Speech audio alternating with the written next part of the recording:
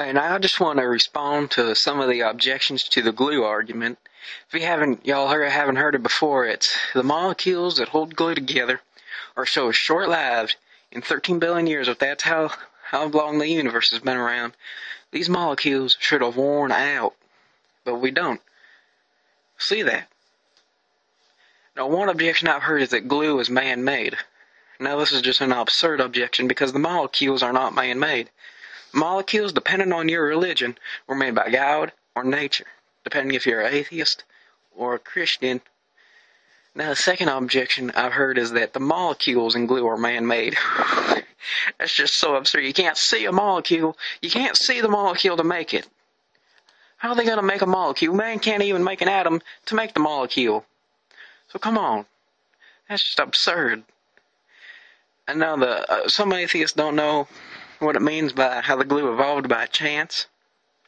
What I mean by that is the atoms had to be so fine-tuned for this glue, the right molecules to glue to fit together in order to make this glue.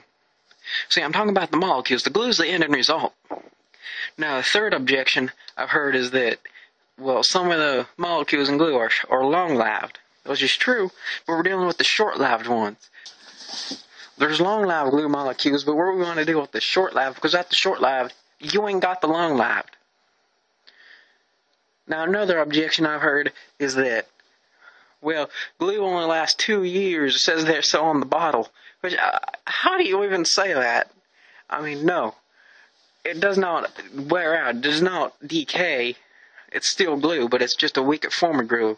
What I mean by this, glue molecules get weaker and weaker. And then, it's just a white liquid. You don't have any glue molecules together.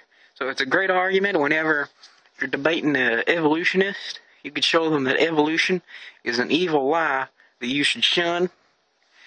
And all you gotta do is bring up this glue argument. They don't know how to respond to it.